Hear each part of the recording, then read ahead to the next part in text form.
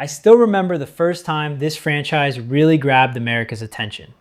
Back when it wasn't about saving the world or defying gravity with submarines and fighter jets, but just street races under neon lights and a sense that family meant something more than a marketing line.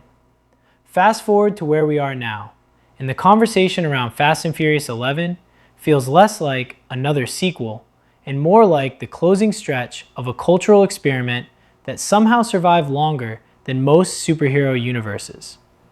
What's interesting right now is how Universal is approaching this final chapter energy. Even without an official full trailer out, at the time people started whispering about it, the early teaser material and studio statements already paint a very specific tone. There's this sense of returning to roots, but not in a nostalgic, soft reboot way. More like an attempt to close a loop that was open so long ago, it almost stopped feeling like a loop and started feeling like a straight line with no breaks. The teaser that circulated through early industry screenings doesn't rely on dialogue-heavy exposition. It opens the way these modern franchise finales often do.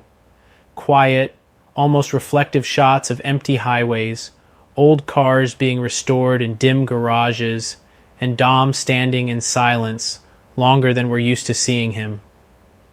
That silence actually says more than any monologue could. It feels like the franchise itself taking a breath before the final sprint. There's a shot that keeps getting talked about among fans who caught early glimpses of it. Dom walking through what looks like a destroyed stretch of city infrastructure, dust still hanging in the air, sunlight cutting through concrete debris. No music at first, just footsteps. Then slowly, faint engine sounds start building underneath the scene.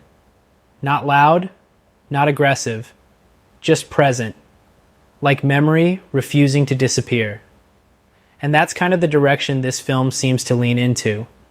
Not just bigger set pieces, but consequences. Something earlier entries rarely slowed down to sit with.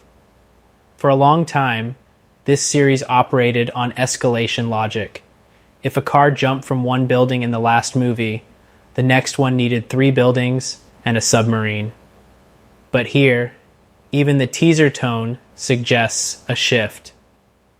Less about how big can we go, and more about what's left after we've gone this far. Of course, the moment any new footage surfaces, the internet does what it always does with this franchise. Breaks it down frame by frame like it's a historical document. One of the earliest analyzed sequences shows what appears to be an extended highway chase at dusk. But the interesting part isn't the chase itself. It's the composition. The camera isn't just following cars anymore. It's drifting slightly, almost observational, as if it's watching people who are already tired of running, but don't know how to stop. There's also a recurring visual motif in the teaser clips. Mirrors, rear view mirrors, broken side mirrors, reflections in glass buildings. It sounds small, but in context, it feels intentional. This idea of constantly looking back while still moving forward has always been buried in the franchise. But here it feels like it's being made explicit without saying it out loud. Now when people online start speculating about Fast and Furious 11 odds, the conversation almost always splits into 2 emotional camps. One side wants pure chaos. Cars launching off aircraft carriers, gravity-defying stunts, the franchise fully embracing its comic book physics identity. The other side wants something more grounded, a return to emotional stakes that actually feel personal instead of global. And strangely, the early material seems aware of both expectations without fully committing to either. There's still spectacle, there has to be at this point, but it's framed differently. Instead of celebrating how impossible something is, it lingers on what it costs to survive it. One moment in the teaser breakdown that keeps resurfacing in discussions is a brief audio clip layered under engine noise. It sounds like Dom's voice, but not in a motivational, rally the team way.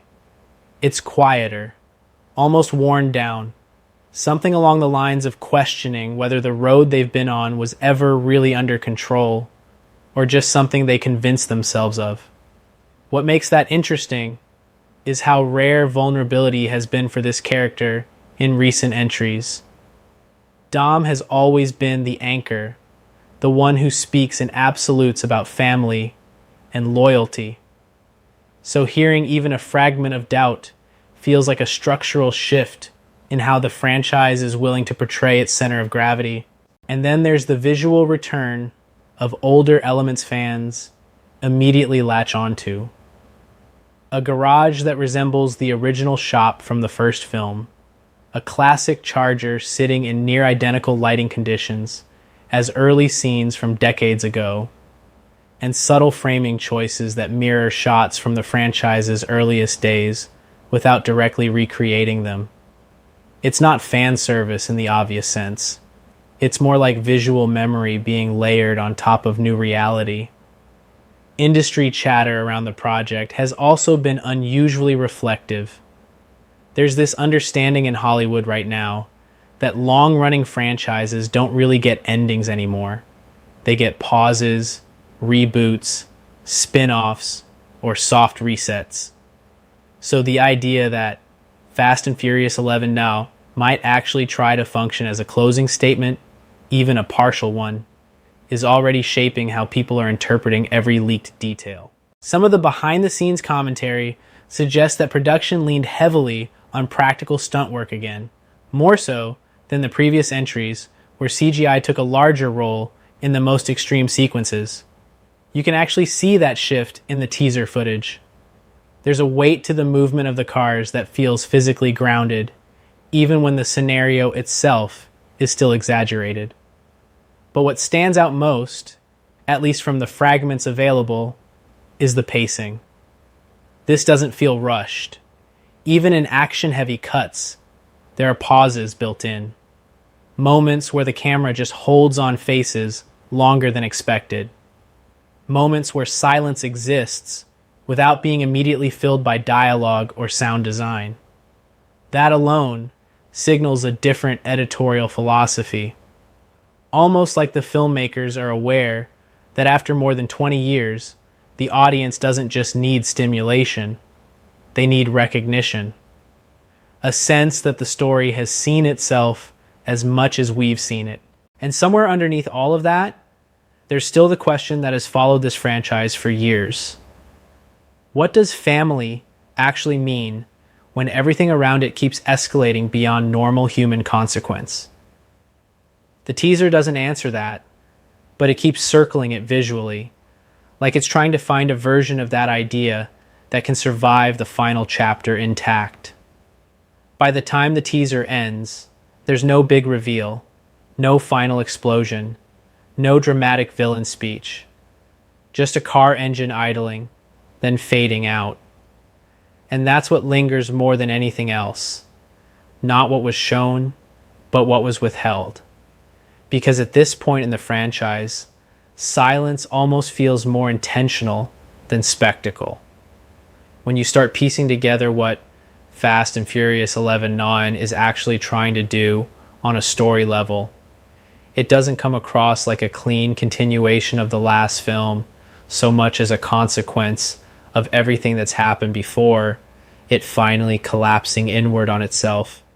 The way early story details have been discussed in industry circles, and the way the teaser fragments line up with those conversations, suggests something that feels surprisingly restrained for this franchise at first glance.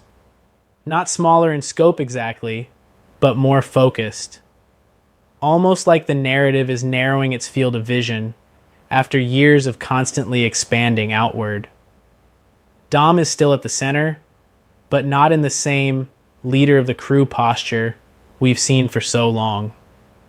There's a noticeable shift in how he exists inside the story now. Instead of pulling people into missions, he feels like someone being pulled into something he doesn't fully control anymore. That alone changes the energy of everything around him. The story seems to open in a space that feels intentionally disconnected from the loudest parts of the franchise's past. Not a race, not a heist, not a global threat being introduced with a news broadcast montage. It's quieter than that. There's a sense that the world has already moved past the peak chaos of earlier events, and what we're stepping into now is the aftermath trying to reorganize itself. Dom is living in a kind of fragmented normality. That's probably the closest way to describe it. He's not retired in a clean, satisfying way, and he's not actively in the field either. It feels like he's existing between identities, and that in-between state is where the story really starts to build its tension. Because what the film slowly introduces, through overlapping threads, rather than one big inciting incident, is the idea that the past isn't finished with him. That sounds simple, but the way it's structured suggests something more layered than just an old enemy returning. There are indications that multiple factions or remnants from previous arcs begin resurfacing at the same time. Not in a coordinated team up the villains kind of way, but more like loose ends from different eras of the franchise, all becoming active again independently.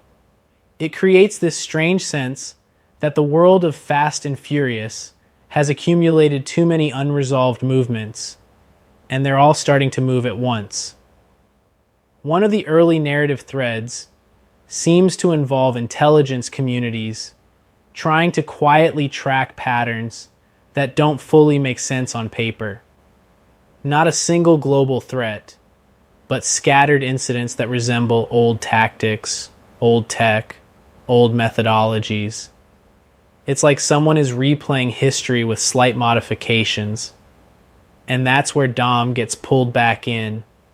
Not because he chooses it, but because he's one of the only people who recognizes the fingerprints behind what's happening.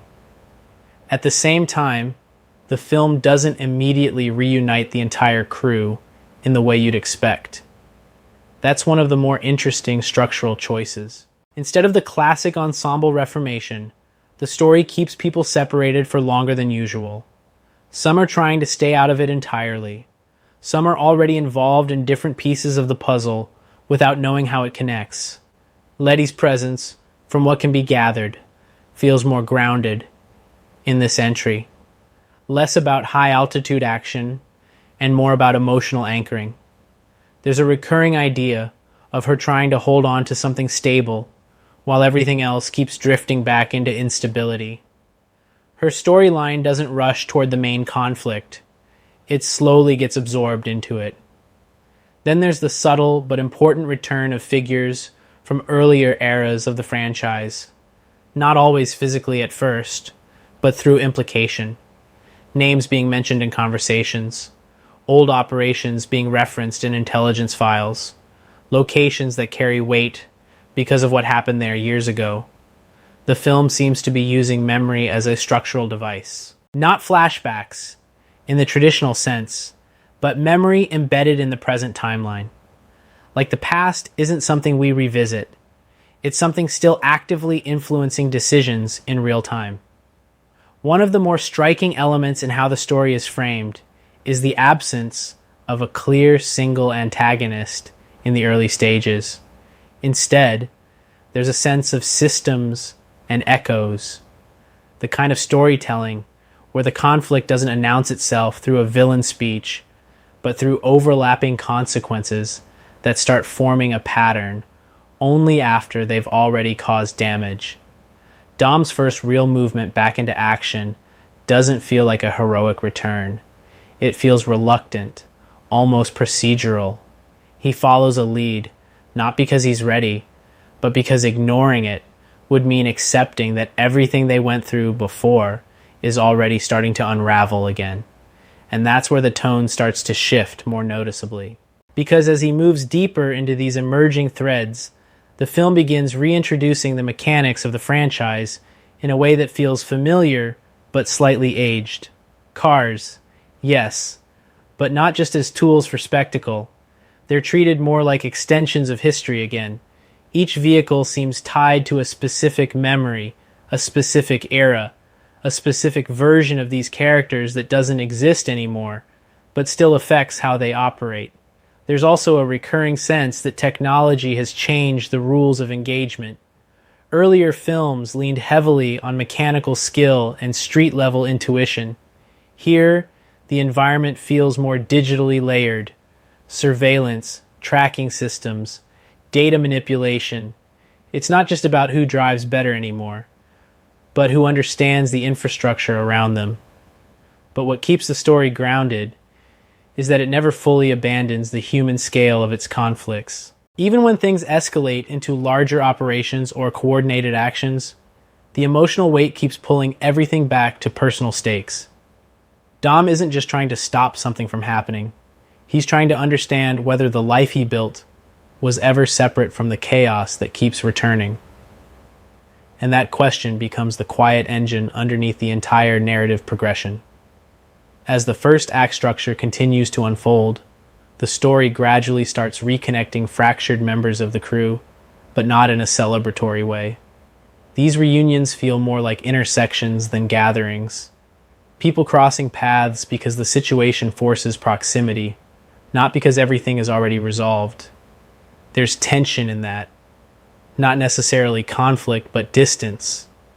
The kind that builds when people have lived different versions of the same story for too long.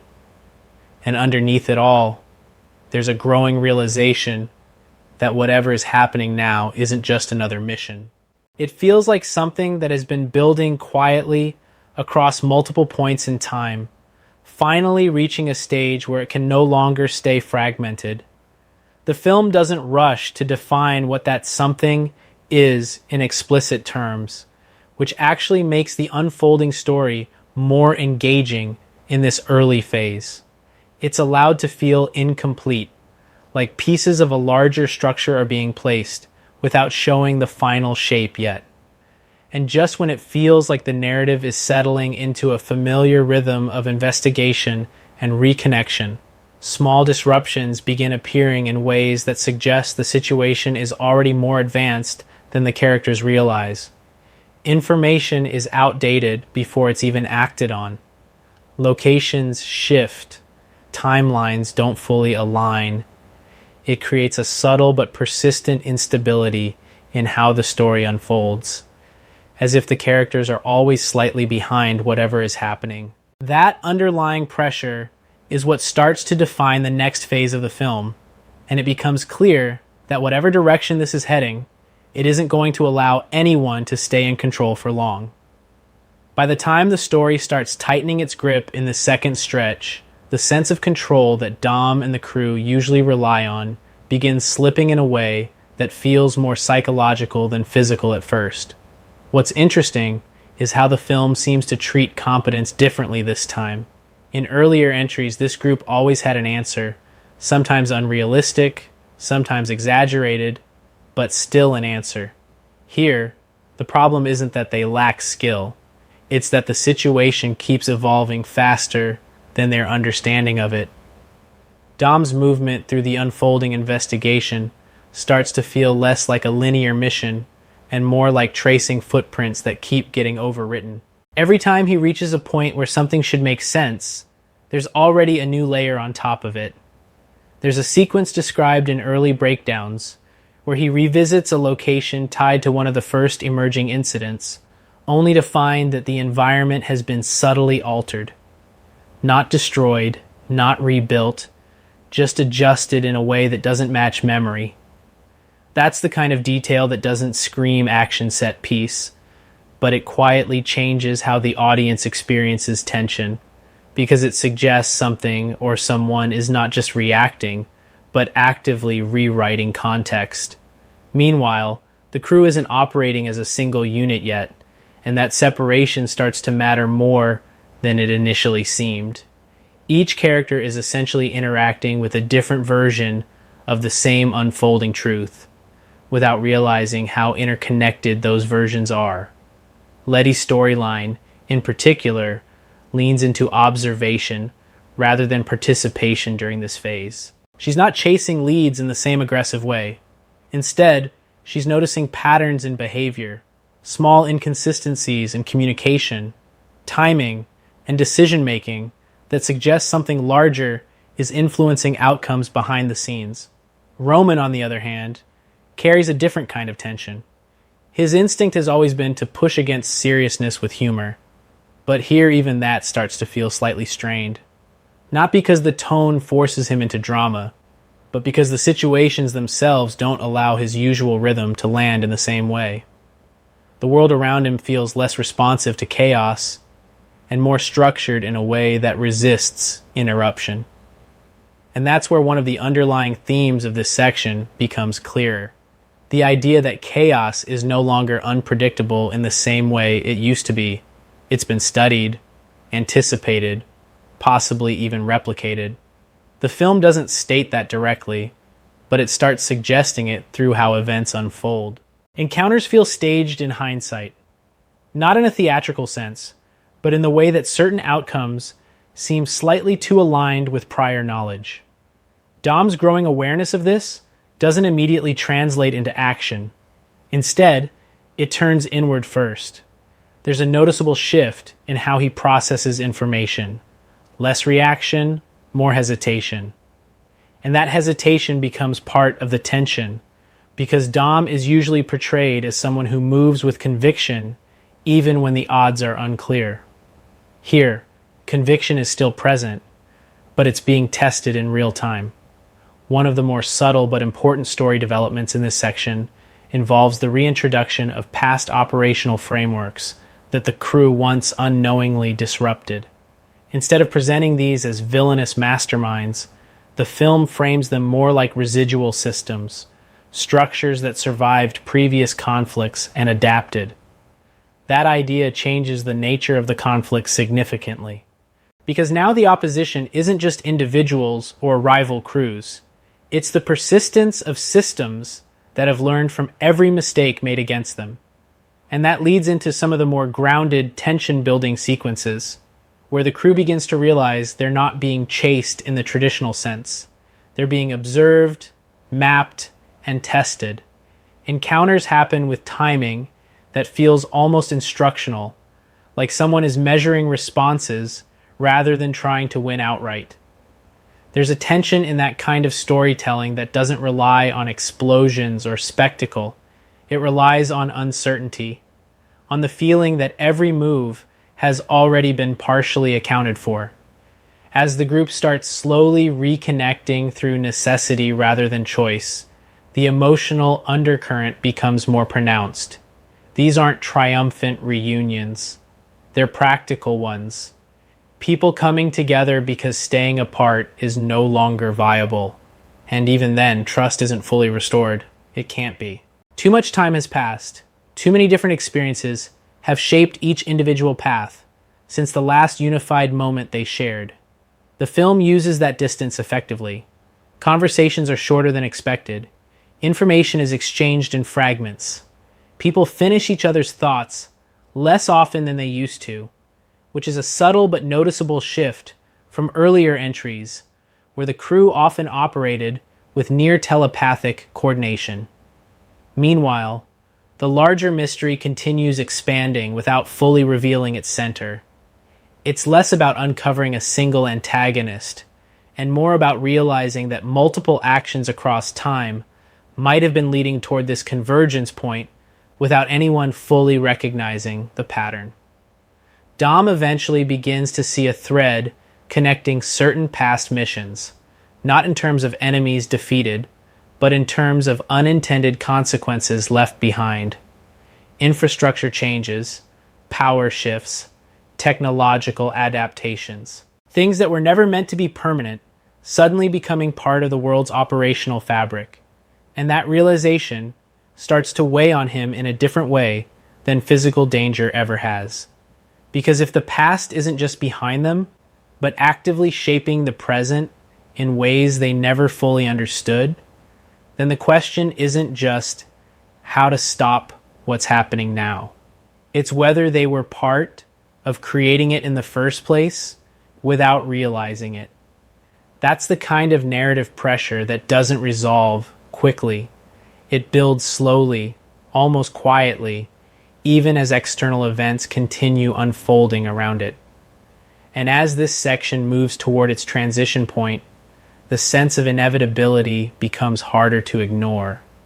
Not in a fatalistic way, but in the sense that the story is now fully aware of its own history, and it's starting to treat that history as an active force rather than a background element. Everything that follows feels like it's being pulled toward a convergence that hasn't fully revealed its shape yet, but is already influencing every decision being made in its direction. By the time the narrative pushes further into its next stretch, that feeling of convergence stops being abstract and starts showing up in how scenes are actually constructed. There's a noticeable tightening in geography. Earlier sequences moved across multiple regions, multiple operations happening in parallel. Here, the film begins collapsing space. Characters who were previously operating in separate lanes start finding themselves in overlapping environments without the story explicitly announcing those intersections. It's more like the world itself is shrinking around the problem. Dom's path becomes increasingly direct, but not in a clean, heroic way. It feels more like being guided by pressure than choice. Every step forward is met with a response, almost immediate, as if the environment is already calibrated to his presence. That's where the tone shifts again, subtly but meaningfully, into something closer to surveillance thriller territory, layered on top of action drama, not in genre identity, but in feeling. The idea that movement is being tracked in real time starts to dominate the atmosphere. One of the most discussed elements in early breakdowns is how often the camera lingers on transitional spaces in this section. Hallways, underpasses, parking structures, service roads, places that usually exist only to connect action sequences suddenly become points of tension themselves. It creates the impression that nothing is truly between anymore. Every space feels like it could be an active site of observation. Letty and the others begin to notice this too, each in their own way. Communication between separated characters starts to carry a subtle urgency that isn't tied to immediate danger, but to the realization that timing itself is being manipulated. Messages arrive slightly too late. Arrivals feel slightly too anticipated. Even successful coordination begins to feel suspicious, like it's happening within boundaries they don't fully see. Roman's humor continues to act as a pressure release, but it's also where the audience can feel the shift most clearly. His reactions aren't changing in content, but in rhythm. Jokes land, but there's a half-second delay in how the world responds back to them, as if the environment is recalibrating around unpredictability, and that idea, unpredictability being measured instead of enjoyed, starts to sit underneath everything. Dom's internal state becomes more prominent in this stretch, not through dialogue-heavy exposition, but through how he moves through decisions. He starts pausing before actions that used to be instinctive, not hesitation born of fear, but of pattern recognition. He's beginning to understand that reacting too quickly might actually be part of what the system expects. That kind of thinking changes the pace of the film in a very specific way. It introduces intentional delay into moments that would normally escalate immediately in earlier entries, and that delay becomes its own kind of tension. A key turning point in this section involves the crew finally identifying that the incidents they've been tracking are not isolated echoes of past operations, but coordinated pressure points designed to force convergence, not just of people, but of information. Each character's separate experiences begin to form a larger map once they're compared side by side. What makes that effective is that the film doesn't rush the revelation. It lets the audience sit in the discomfort of partial understanding for longer than expected. Pieces fit, but not cleanly. There are still gaps that don't resolve even when multiple perspectives are combined. And that's when the idea of design becomes unavoidable. Not design in the sense of a single mastermind pulling strings, but design as in systems that evolve toward efficiency based on past interactions. The implication becomes that whatever is happening now may not have been fully planned in a traditional sense, but has been shaped over time by everything the crew has ever done. That reframes the entire conflict, because now the antagonistic force isn't just external, it's partially reactive. It learns, it adapts, it refines itself based on prior outcomes. Dom begins to recognize something deeply uncomfortable in that realization. Their victories may have contributed to the current structure they're now trying to dismantle. From a storytelling perspective, this is where the emotional weight starts to deepen beyond action mechanics. The stakes aren't just survival or stopping a threat. They're tied to legacy, to unintended consequences accumulating across time. The crew reunion that starts to form during this phase doesn't feel like a traditional regrouping. It feels more like assembling fragments of a broken reflection. Each person brings information, but also uncertainty about whether their version of events is fully aligned with reality. There are conversations that almost resolve tension, but stop just short of full clarity, not because of withholding, but because no one yet has the complete picture. That creates a shared instability that keeps even familiar relationships slightly off balance. And underneath all of it, there's a growing realization that the next escalation won't be something they stumble into accidentally. It's already in motion. The question is no longer whether it will happen, but how much of it has already been shaped before they arrive at it. Dom's final movements in this segment feel like stepping into a narrowing corridor rather than advancing into open ground. Every direction forward seems to reduce options rather than expand them. And that's where the story leaves things hanging in this phase, not with resolution, but with compression. Like everything is being drawn inward toward a point that hasn't revealed itself yet, but is already exerting influence on everything around it. As the narrative pushes deeper into its later stretch, the sense of compression from the previous section stops being subtle and becomes almost physical in how the film is framed. There's a noticeable shift in how action is staged. Earlier sequences in the franchise often felt like expansions, open roads, wide aerial shots, environments built to emphasize freedom and speed. Here, the framing starts tightening. Even high-speed moments are captured in ways that feel constrained, like the world is closing in around the movement rather than opening up for it.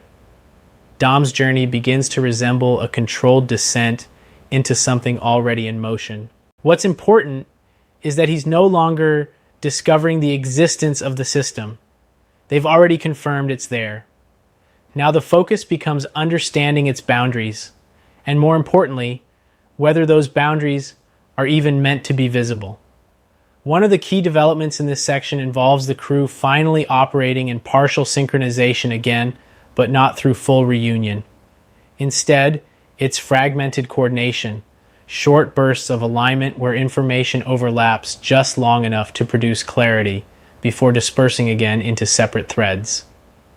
That structure actually makes the storytelling more tense than a traditional full team setup would, because every moment of clarity feels temporary. Every shared understanding feels like it might dissolve before it can be fully acted on. Letty's role becomes increasingly grounded in pattern verification during this phase. She starts noticing that certain sequences of events don't just repeat themes from the past, they repeat structure, timing, response patterns.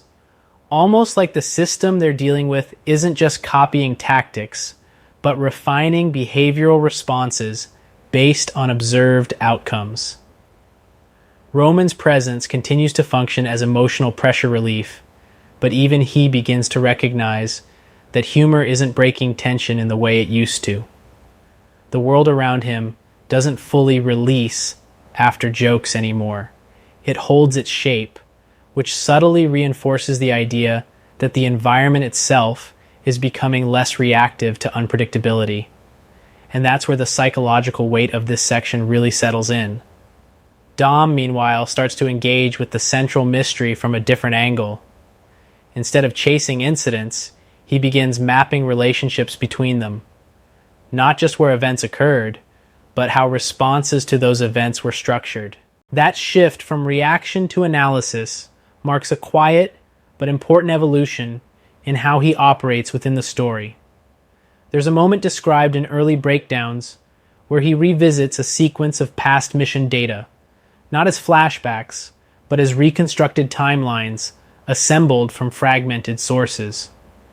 And what he begins to notice is that certain outcomes were statistically improbable unless external influence had been shaping variables in real time. The film doesn't present this as a clean revelation. It's more uncomfortable than that, because it implies that even moments of apparent success may have been partially guided, or at least anticipated, by forces they never acknowledged at the time. That idea reframes everything the franchise has built up to this point, not as a series of isolated victories, but as a chain of interactions that may have contributed to the current equilibrium they're now struggling against. At the same time, the antagonist's presence, still intentionally diffuse at this stage, begins to feel less like an individual or group, and more like an adaptive structure responding to pressure. Encounters with opposing forces start to feel instructional rather than purely combative. Like each confrontation is also a data point being collected and integrated. This is where the tone leans more into inevitability without becoming fatalistic. The characters still have agency, but the space in which that agency operates is clearly being reshaped in response to their actions. There's also a growing emphasis on misalignment between perception and reality. Characters begin arriving at locations where the expected conditions no longer match intelligence reports. Not dramatically altered environments, but small inconsistencies that accumulate into distrust of information itself. That distrust becomes one of the more important emotional undercurrents of this section. Because in a world where data can be outdated the moment it's received, certainty becomes increasingly difficult to maintain. Dom's interactions with his crew reflect that shift. Conversations carry more verification than assumption. People repeat information back to each other more often, not for emphasis, but to confirm accuracy. It subtly changes the rhythm of dialogue in a way that reinforces the instability of their situation. And yet, despite all of that, the film continues to anchor itself in personal stakes rather than abstract systems. The emotional core doesn't dissolve into theory. It stays tied to relationships that have been stretched across years of shared history and separate survival.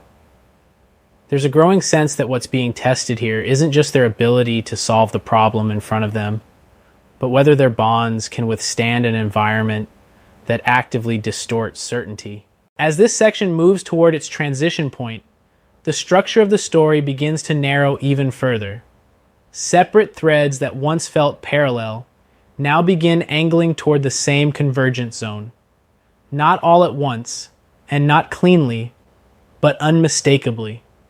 And Dom, more than anyone, starts to recognize that whatever final configuration this system is moving toward, it is no longer something they are simply responding to. They are already inside it. At this stage, the story stops feeling like it's building toward something and starts feeling like it's already inside the shape of whatever it was building. That's a subtle shift, but it changes everything about how the scenes play. Dom's perspective, in particular, becomes less about pursuit and more about containment, not in the sense of controlling others, but in trying to understand the edges of a situation that refuses to stay fully visible at once. Every time he locks onto a clear direction, the story introduces another variable that bends that direction slightly off-center. What's different now is that these aren't big twists. They're small corrections in reality, a timeline that doesn't align perfectly, a recorded interaction that has a different tone depending on who is replaying it, a location that produces conflicting readings depending on when it's accessed. Individually, none of it feels like a major disruption. Together, it creates a persistent sense that stability is no longer something the world naturally provides. The crew begins operating under that assumption without explicitly stating it. Their decisions become more cautious, but not in a fearful way, more in a calibrated way. Every action is treated as something that will be observed, even if they don't yet know by what. Letty's role becomes increasingly important in maintaining emotional coherence within the group, not as a leader but as a stabilizer. She's the one noticing when people start unconsciously adapting their behavior to match uncertainty. That's something the film handles quietly but effectively. Characters beginning to change how they behave, not because they're told to, but because the environment is shaping their instincts. Roman's humor, at this point, functions less like relief and more like resistance. He's essentially trying to preserve unpredictability in a space that is actively minimizing it. And the way the film frames that effort makes it feel more meaningful than it would in earlier entries. It's not just comic timing. It's an attempt to keep the human element from becoming fully predictable. Dom, meanwhile, is moving closer to the center of whatever system has been shaping events, but the closer he gets, the less defined that center becomes. That's one of the more unsettling ideas this section introduces, the possibility that there may not be a single core controlling force at all, but rather a network of adaptive responses that collectively behave as if they have intent. That idea shifts the stakes again, because now the question isn't just who is behind this, but what happens when systems evolve beyond the need for a central decision maker. There's a sequence described in early discussions where Dom intercepts a piece of information that should have resolved a key part of the mystery. Instead, it partially clarifies one layer while complicating two others. It doesn't feel like a reveal in the traditional sense. It feels like the system acknowledging that it has been observed and adjusting its visibility accordingly.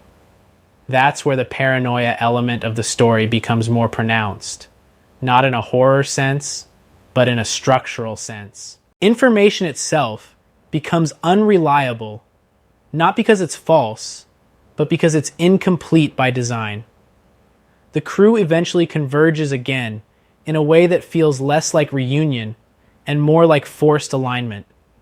They arrive at the same operational space because every other path has narrowed. It's not emotional convergence yet, it's logistical necessity. But even that shared space doesn't fully restore clarity. Instead, it reveals just how differently each of them has been interpreting the same unfolding events. There's overlap, but not consistency. And that inconsistency becomes one of the key tensions moving forward. Dom begins to realize something important in this stretch. The system they're dealing with doesn't need to predict them perfectly. It only needs to predict them well enough to limit the range of their effective responses. That realization changes how he approaches everything from that point on. Instead of trying to outthink the system directly, he starts focusing on introducing variables it cannot easily categorize. Not chaos for its own sake, but deliberate unpredictability in places where the system expects clean logic. And that's where the franchise's familiar action identity starts blending with something more strategic and restrained. The set pieces, when they arrive, are still large scale, still visually ambitious, but they're now framed around manipulation of expectation rather than pure spectacle. Chase sequences become less about who is faster and more about who is being led into which assumptions. Encounters feel less like collisions and more like tests being passed or failed in real time. Letty notices this shift before it's fully articulated. She starts recognizing that certain outcomes only occur when specific behavioral patterns are followed, which implies that deviation, not strength, is becoming the key variable. Roman, in contrast, reacts to this shift with increasing discomfort beneath the humor. The idea that even spontaneity might be measurable starts to unsettle him in ways he doesn't fully express. And Dom, at the center of it all, starts carrying a quieter kind of focus. Less reactionary, more observational. He's no longer just participating in events. He's trying to understand how participation itself is being structured. As this section moves toward its end, the convergence point that's been building throughout the story becomes harder to ignore. Not because it's been fully revealed, but because everything is now clearly bending toward it. And what's waiting at that convergence is still undefined, but it's no longer distant. At this point in the structure, the film stops pretending that distance is still a meaningful concept. Everything that has been slowly converging across the previous sections finally starts collapsing into shared space, and the storytelling language shifts with it. It's no longer about tracking separate threads. It's about what happens when those threads all begin to occupy the same frame at once. Dom's arc becomes more physically grounded again in this stretch, but emotionally heavier than anything earlier in the film. There's a noticeable restraint in how he moves through situations now. Not hesitation in the sense of uncertainty, but precision born from accumulated awareness. Every action feels like it's being weighed against outcomes that are no longer isolated. The crew's partial synchronization turns into something closer to structured coordination again, but it never fully returns to the effortless chemistry of earlier films. There's history in every interaction now, not hostility, but residue. Time spent apart has changed how they interpret even simple instructions. Letty becomes the most consistent, stabilizing force in that environment, but even her presence doesn't restore full cohesion. Instead, she acts like a reference point, someone the others unconsciously orient toward when uncertainty spikes. That dynamic quietly reinforces how fractured things have become beneath the surface unity. Roman's role shifts again here in a way that feels understated but important. His humor is no longer just resistance against tension. It becomes a way of testing reality. If something reacts normally to humor, it still belongs to a predictable system. If it doesn't, that's information too. The film uses him almost like a barometer for environmental stability, and Dom, increasingly, starts treating the world that way as well. There's a sequence structure in this section where multiple operations occur almost simultaneously, but the editing avoids traditional cross-cutting chaos. Instead, it presents parallel lines that gradually start bleeding into each other. You begin to notice that what one group experiences is subtly influencing what another group is about to encounter, even before they become aware of it. That's where the idea of systemic feedback becomes fully visible in the narrative.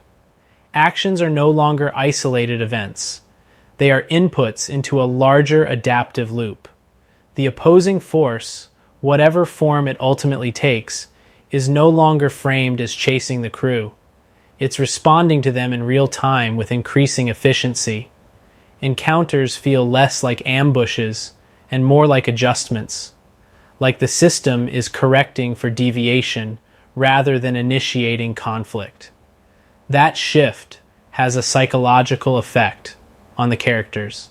They start questioning not just their information, but their timing.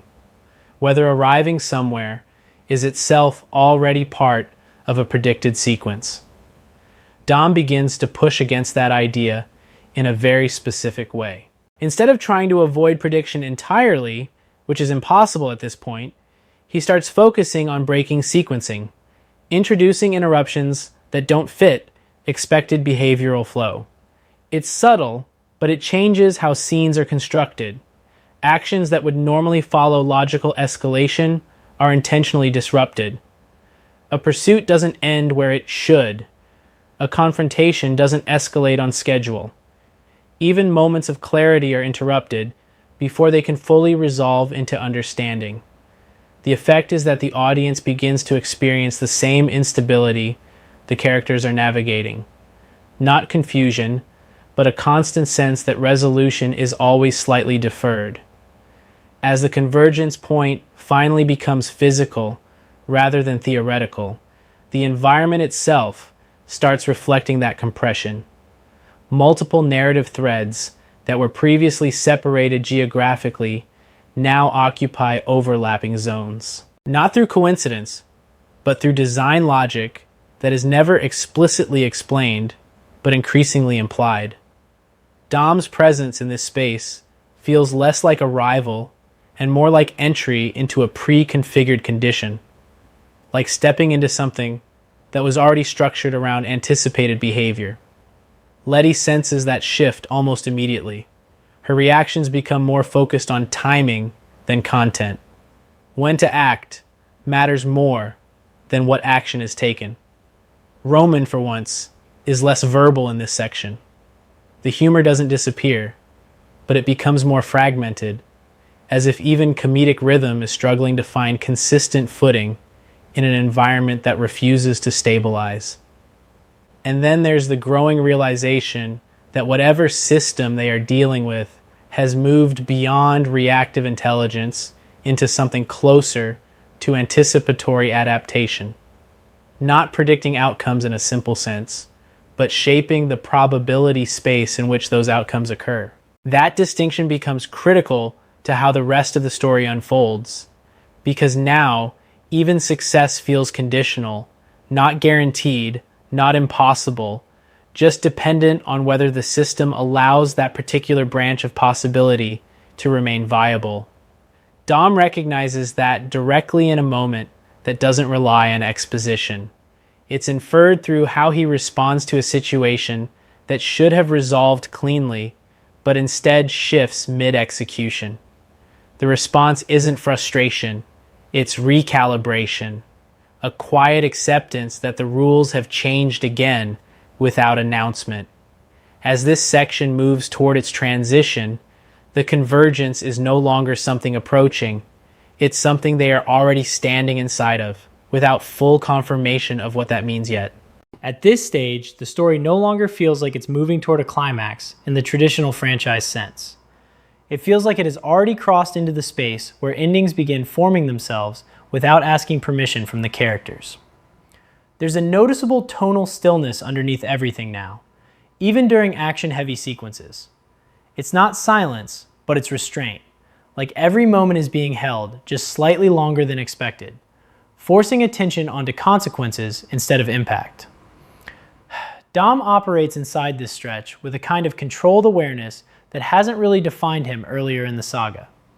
He's still physically present in every high-stakes situation, but mentally, there's a separation forming between instinct and interpretation. He's no longer just reacting to threats. He's reading the structure behind them as they unfold. That change affects how the entire crew functions around him.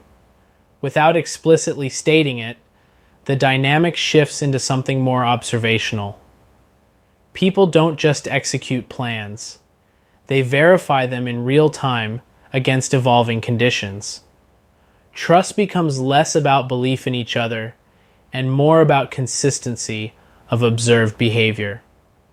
Letty's grounding presence becomes even more critical in this environment, but it's not framed as emotional reassurance anymore. It's operational stability. She's the one noticing when patterns begin to repeat in ways that don't align with prior outcomes.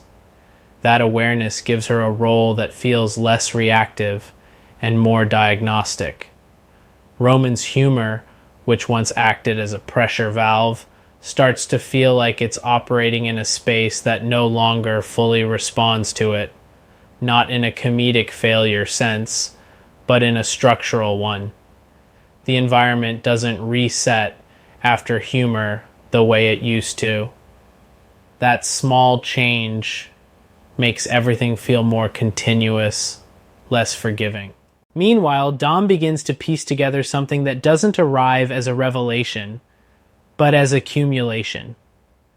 A pattern formed not by a single truth being discovered, but by too many small inconsistencies pointing in the same direction. The system they are dealing with is not just adapting, it is refining its response based on their own historical behavior.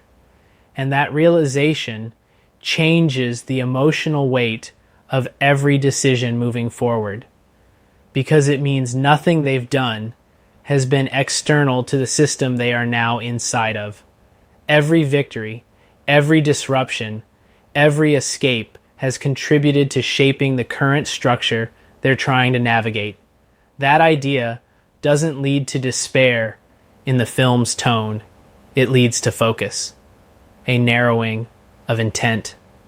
Dom doesn't step back emotionally. He steps forward into precision. But that precision is now informed by the understanding that unpredictability is not absence of control, but a form of control that has already been studied. There's a sequence pattern in this section where encounters begin to feel less like confrontations and more like responses to testing conditions. The opposition doesn't behave like it's trying to overwhelm the crew. It behaves like it's trying to measure them, to observe how they adapt under altered variables. That subtle shift changes the entire emotional landscape of action. Every chase, every interception, every near collision carries an underlying sense that it is also an experiment. Dom starts responding accordingly. Instead of trying to win encounters in the traditional sense, he begins introducing disruptions that are difficult to categorize. Actions that don't fit expected patterns. Decisions that create informational noise instead of clean outcomes. And that becomes one of the defining tensions of this section.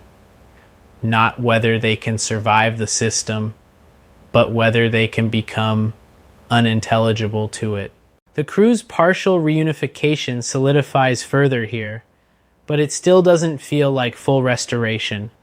It's more like layered coordination under pressure. Everyone is present, but no one is fully relaxed into the idea that alignment is permanent.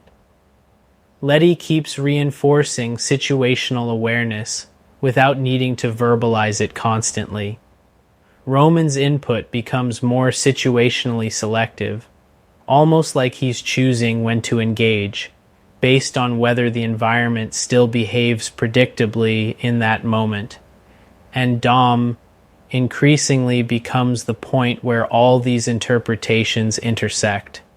There's a growing sense that the system they're dealing with has reached a level of maturity where it no longer needs to fully predict individuals.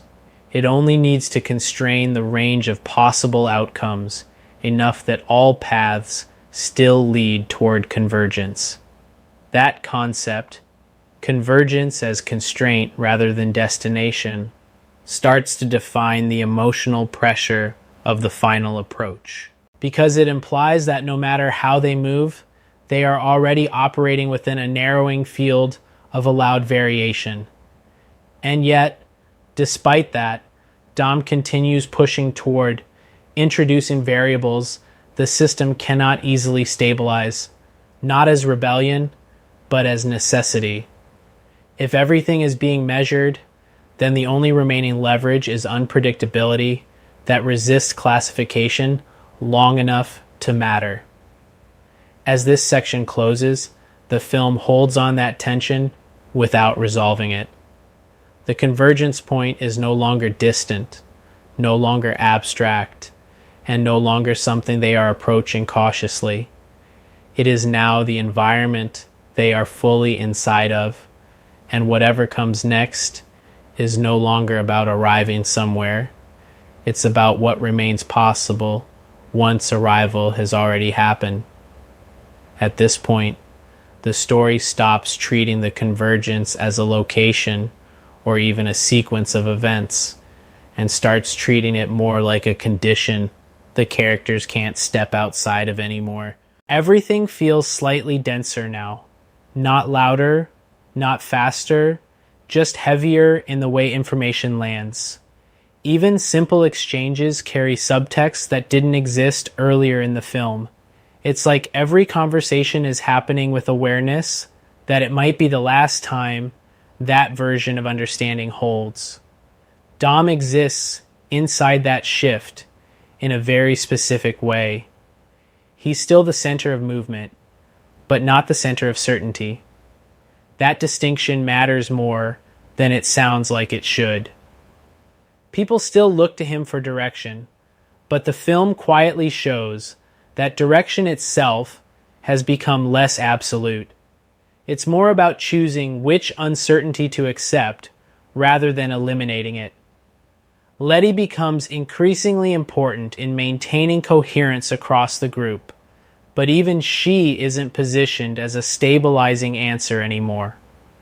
She's more like continuity, someone who remembers how the system used to behave and can recognize when it starts deviating from that memory. Roman's presence, interestingly, becomes sharper in this stretch. The humor doesn't disappear, but it becomes more targeted, almost like it's being used to test the boundaries of what still behaves normally. If something reacts predictably to humor, it's still part of the older system of logic. If it doesn't, that tells them something important. His character starts functioning like a behavioral probe without explicitly meaning to. The opposition, meanwhile, fully transitions into something that no longer resembles traditional antagonistic structure. There are still physical encounters, still coordinated resistance, but the logic behind them feels distributed rather than centralized. It's not a villain operating a plan. It's a system refining its responses in real time based on observed inputs. That's where the tension in this section really lives. The realization that they are no longer figuring out a plan.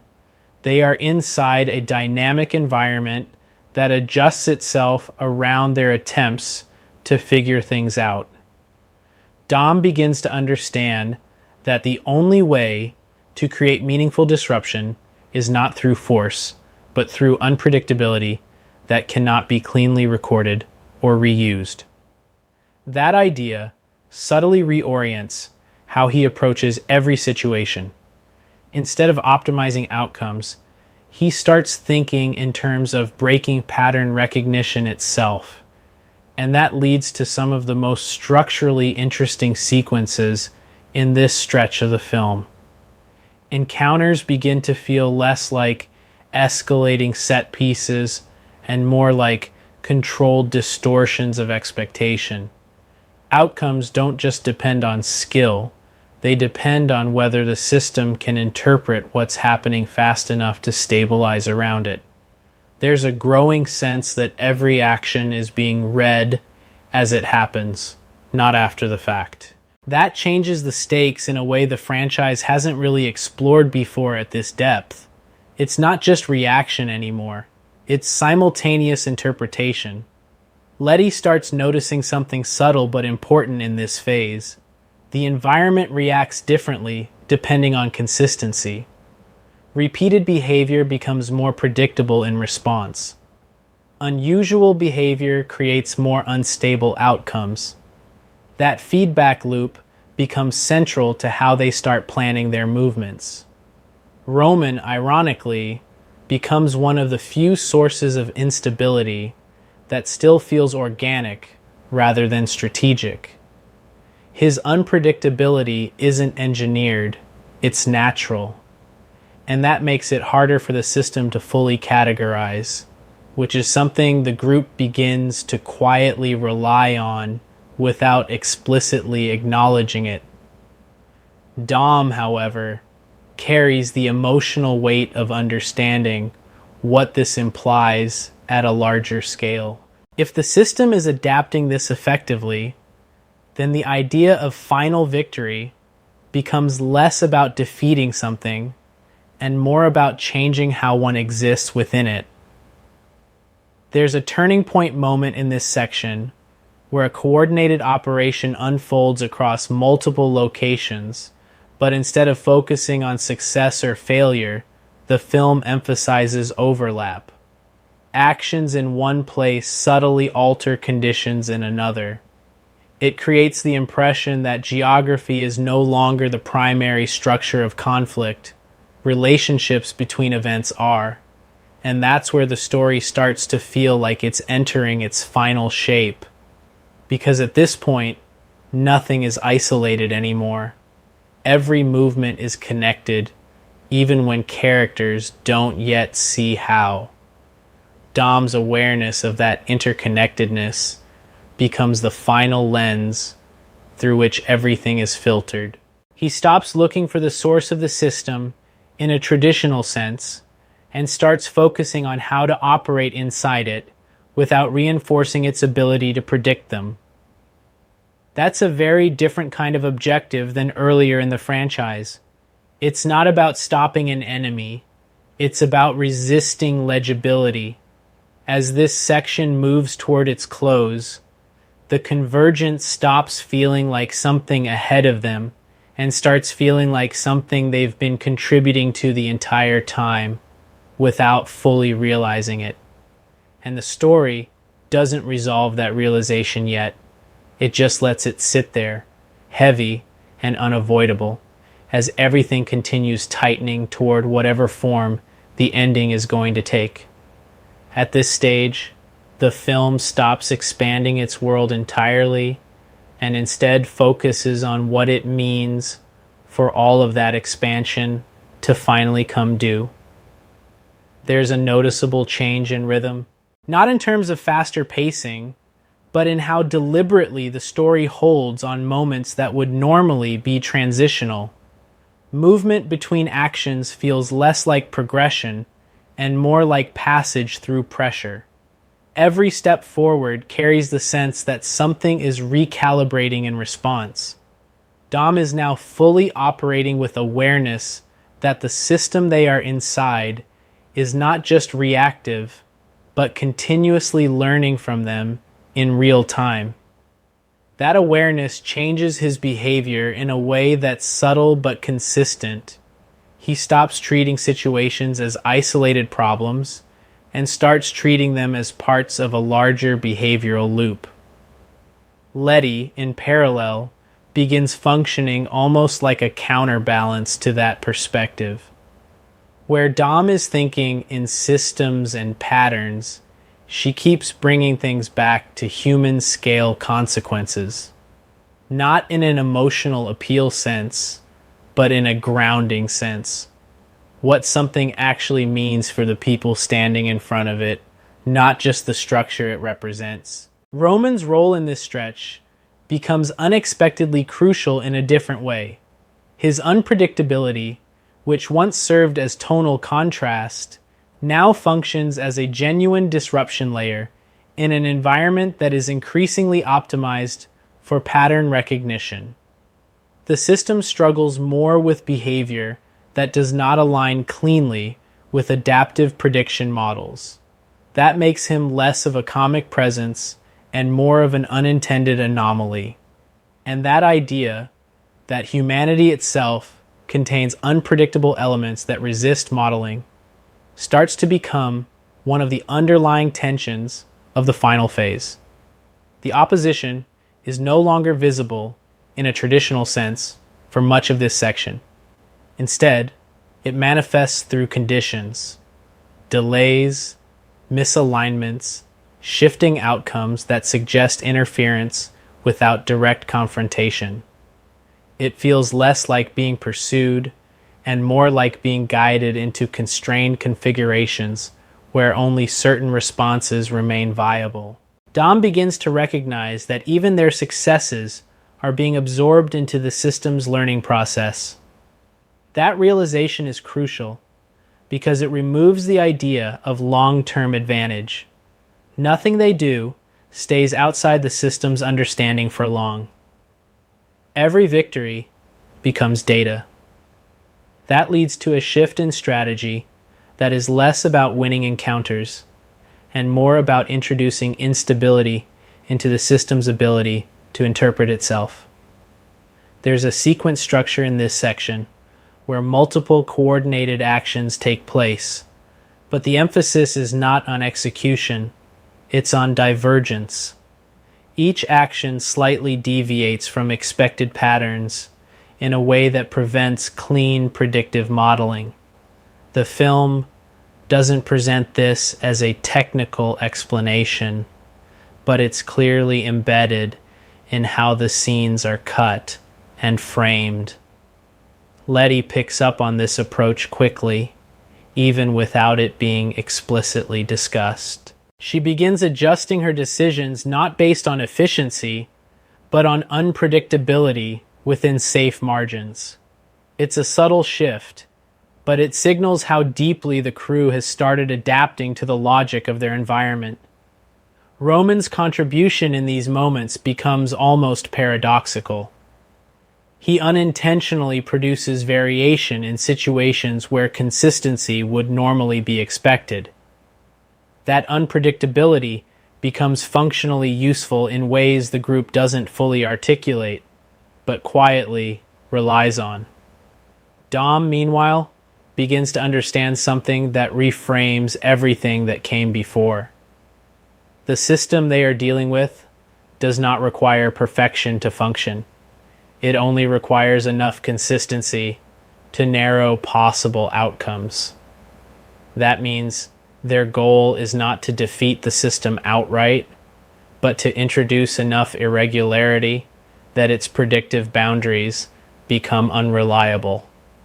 And that is a fundamentally different kind of conflict than anything the franchise has leaned on before. As the final convergence structure becomes fully active, locations and events begin to feel like they are part of a single continuous field rather than separate missions.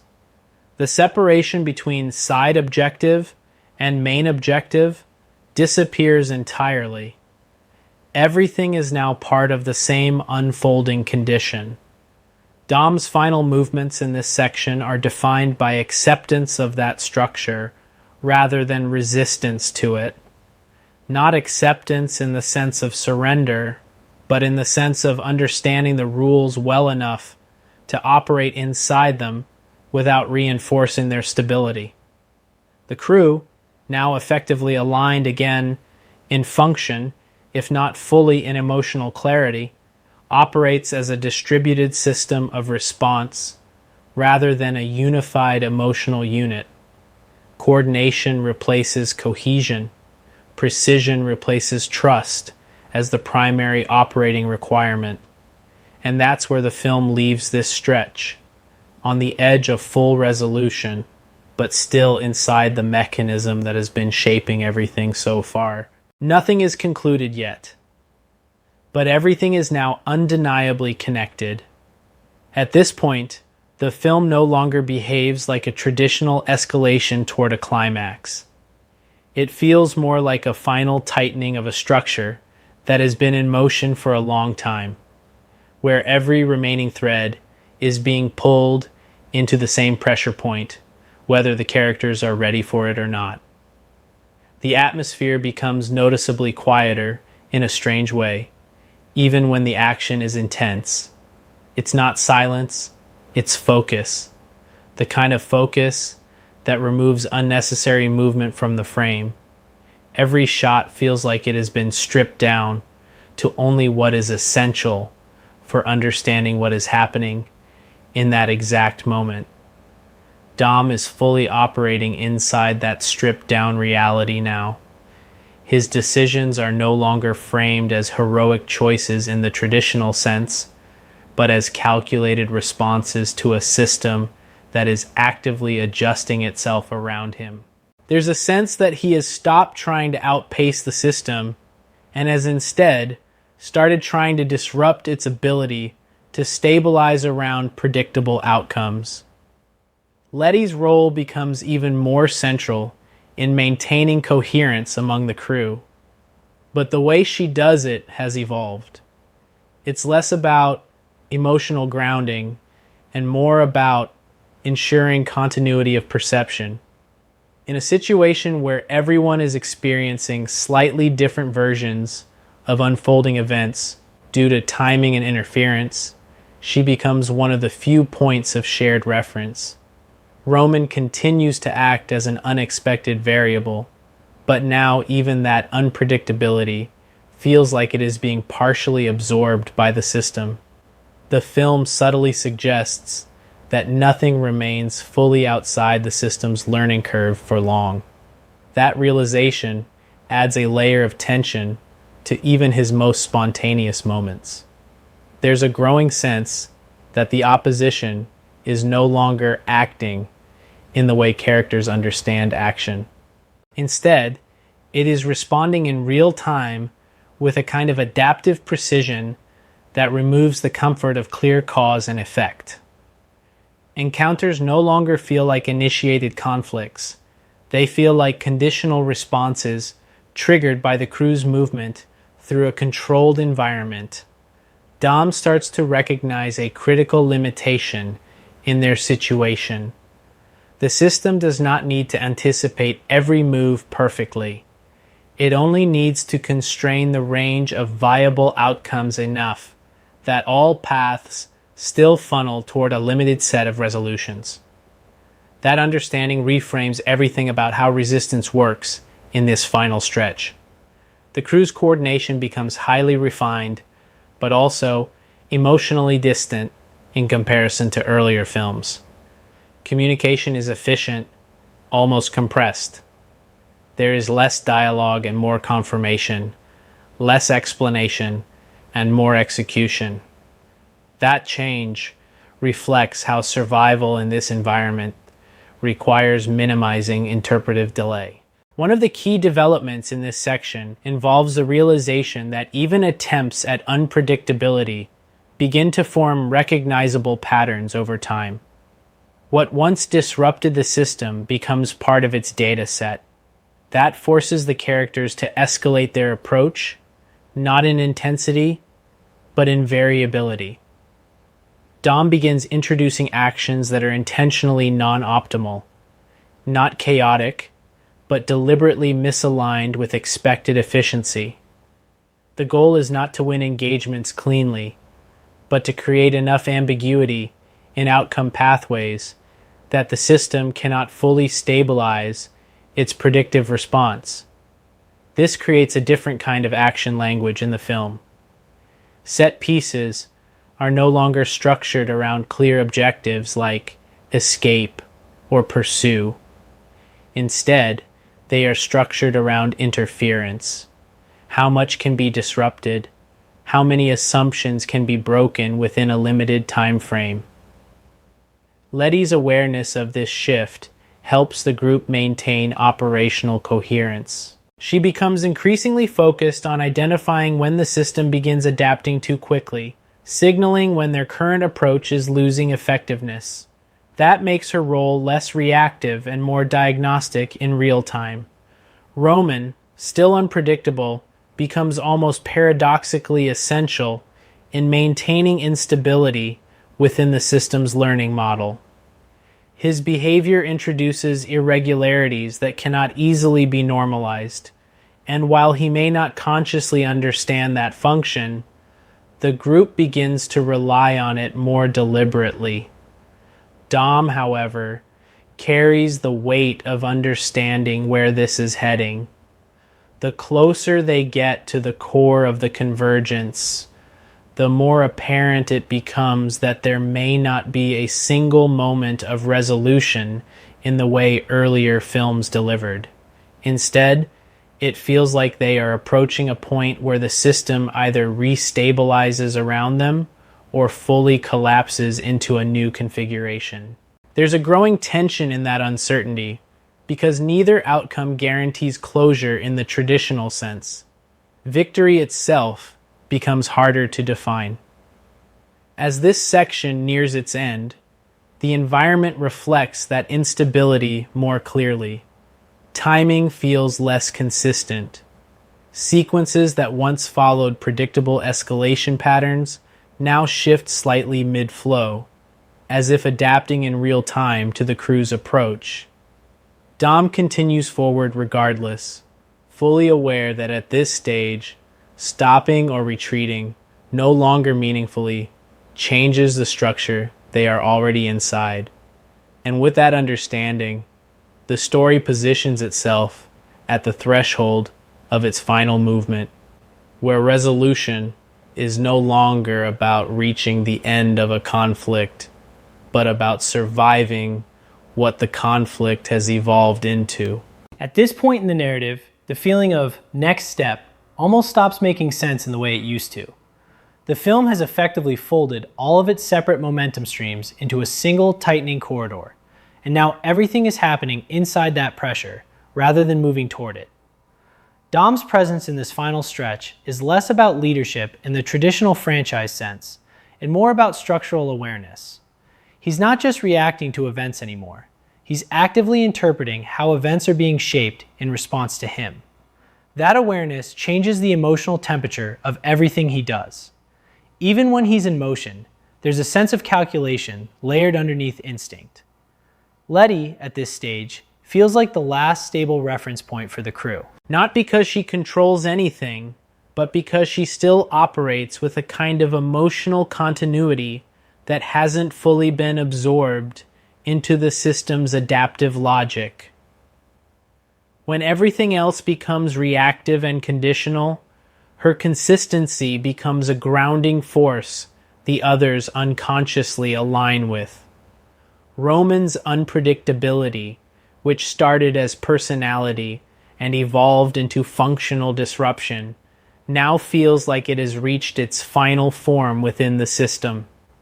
Even unpredictability begins to develop boundaries over time, and the film subtly acknowledges that nothing remains fully outside of pattern recognition forever. That doesn't reduce his importance, it just reframes it. He becomes a reminder that even chaos can be partially understood, but never completely neutralized. The opposition at this point is no longer experienced as a series of encounters. It feels more like environmental behavior. The world itself seems to be participating in the shaping of outcomes, not just the characters within it. That's the most significant tonal shift of this late section. Conflict is no longer something that arrives. It's something that is already embedded in the conditions they move through.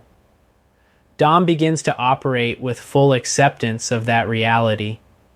His focus shifts away from trying to anticipate individual threats and toward disrupting the system's ability to converge cleanly on expected results. That distinction is subtle, but important.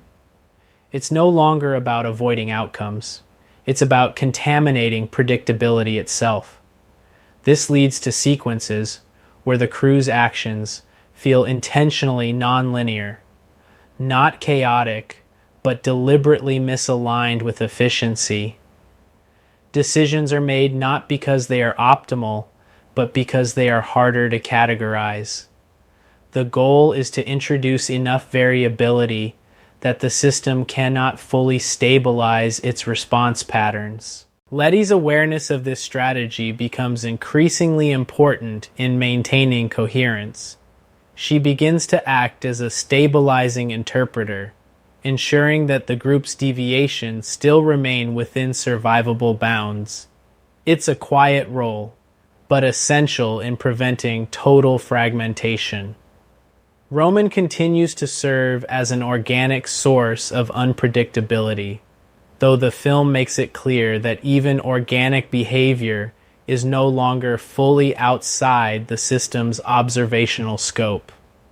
The implication is that everything is being learned from, continuously, without pause.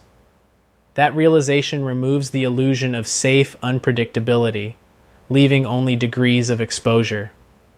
Dom, meanwhile, starts to see the convergence not as a destination, but as a condition that has been gradually constructed through every prior interaction.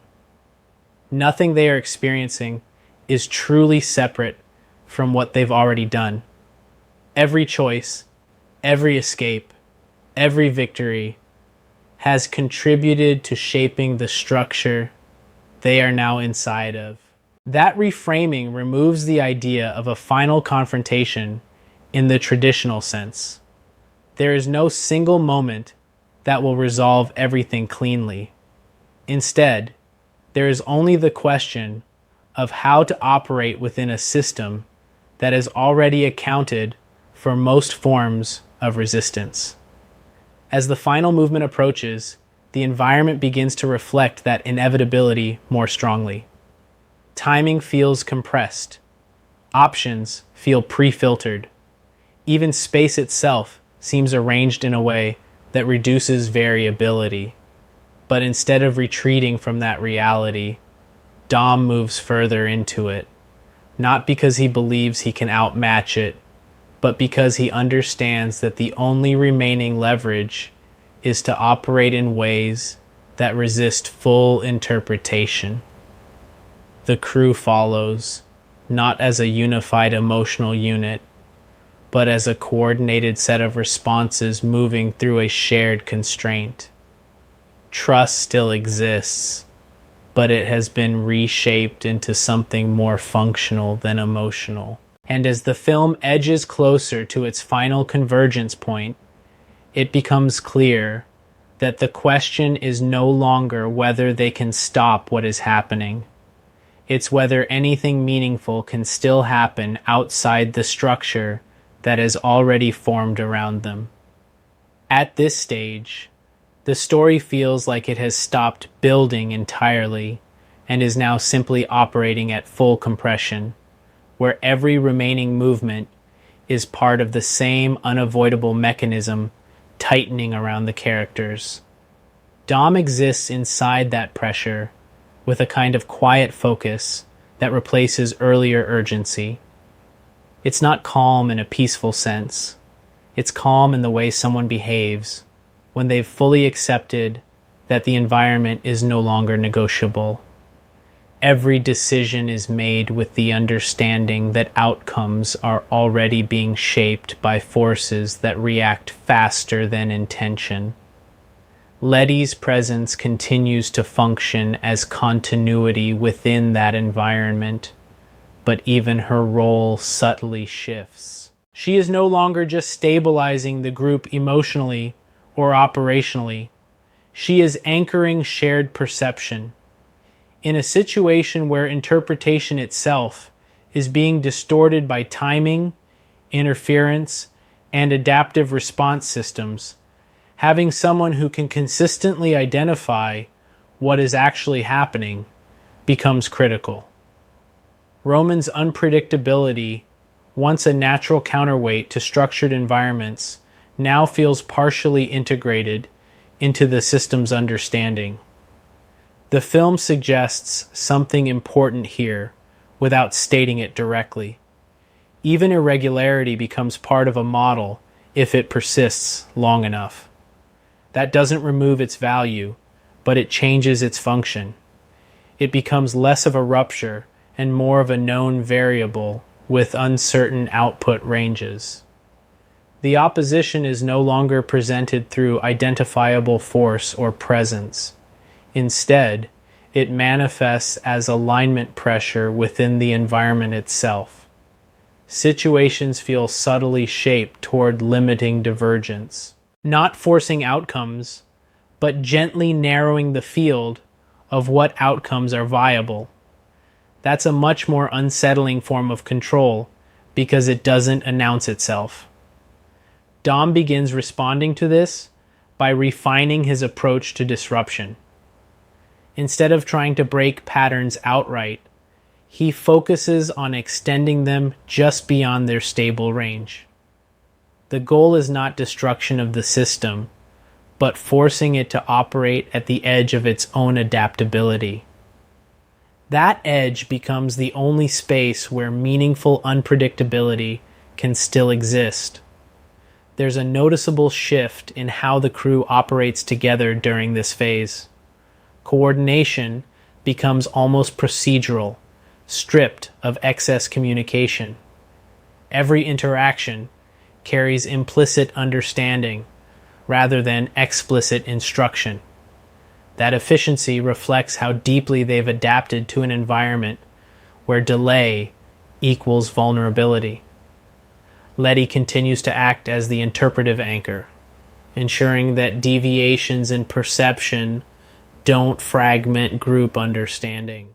Her role becomes less about decision-making and more about ensuring shared reality remains aligned enough for coordinated action to still function. Roman's behavior, while still unpredictable, begins to show signs of constrained variability, not in a restrictive sense, but in the sense that even randomness starts developing recognizable boundaries under continuous exposure. The film quietly reinforces the idea that nothing remains entirely outside observation in a system that learns continuously. Dom, however, carries the heaviest awareness of what this implies at scale. The convergence they've been moving through is no longer something external or approaching. It is the accumulated result of every prior interaction, refined into a single operational condition.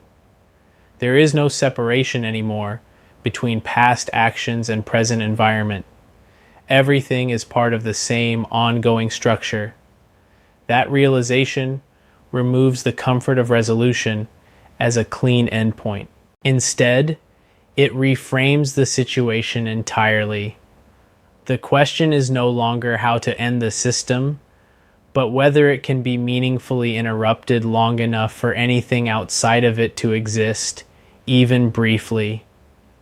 As the final stretch begins to fully lock into place, the environment becomes increasingly synchronized in a way that feels almost self-correcting.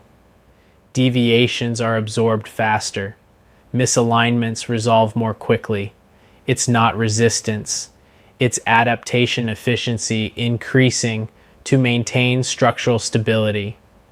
Dom recognizes this not as escalation, but as refinement. The system is becoming better at maintaining itself under pressure, and that understanding becomes the final pressure point of this section. The realization that they are no longer moving through a world trying to stop them. They are moving through a world that has already learned how they move. At this point, the film doesn't really advance in the way earlier entries in the franchise used to. It settles into something more like final state tension, where every movement feels preloaded with consequence before it even fully happens. Dom is operating with full awareness now that the environment is not just reactive, but continuously self-adjusting around behavioral input. That changes the emotional tone of everything he does. Even small decisions carry the weight of system-level feedback. It's no longer about reacting correctly. It's about introducing enough uncertainty into a space that is actively trying to reduce it. Letty's role becomes even more essential in this final phase, but not in a dramatic leadership sense. She functions more like a stabilizing layer between perception and action, in a system where timing, interpretation, and response are constantly being subtly shifted. She's one of the few who consistently maintains alignment between what is happening and what is understood. Roman's unpredictability, by this point, has evolved into something the film treats with quiet irony. It still matters, but not in the way it once did. The system doesn't fully eliminate unpredictability. It learns its range. It understands the shape of irregularity, even if it can't predict every instance of it. That doesn't neutralize Roman's value, but it reframes it as something partially mapped rather than completely unknown. The opposition itself is no longer framed as an active force pushing against the crew. Instead, it manifests through environmental correction. The world subtly adjusts to reduce variance. Paths narrow. Outcomes align more efficiently towards stabilized states.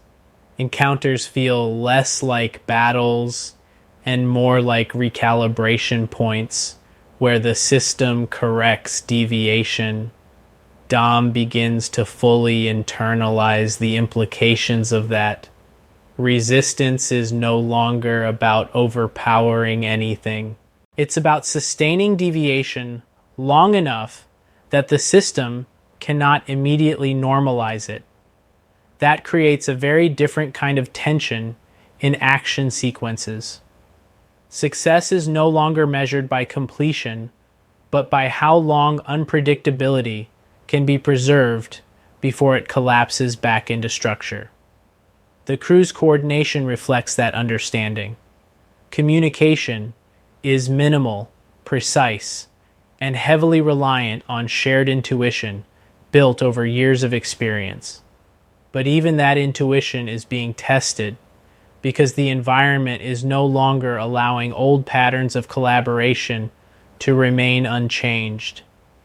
Everything is being slightly reweighted in real time. Letty's presence continues to be the closest thing to a fixed point, not because she controls outcomes, but because she consistently detects when perception begins drifting away from actual conditions. That becomes increasingly important in a system where interpretation itself is under constant pressure from adaptive distortion. Roman, interestingly, becomes a kind of stress test for that system. His behavior introduces irregularity that cannot be fully smoothed without revealing the boundaries of the system's adaptability. In that sense, even his comedic presence carries functional weight within the structure of the narrative, though it is never treated as purely mechanical. Dom, however, is now fully aware that everything they are doing exists within a learning environment, not metaphorically, but structurally. Every action is processed, integrated, and used to refine the system's ability to maintain stability. That removes the illusion of unknown space entirely. There is no unobserved area left in the way there once was. And that leads to the most important realization of this phase. The convergence is not an event waiting to happen. It is the stabilized condition that has been forming through every prior interaction, now reaching full operational expression. That changes the meaning of everything that follows. Because now, movement is no longer toward resolution. It is movement within a completed structure that still appears unfinished only because the characters have not fully accepted its final shape. Dom's response to this is not resistance in the traditional sense.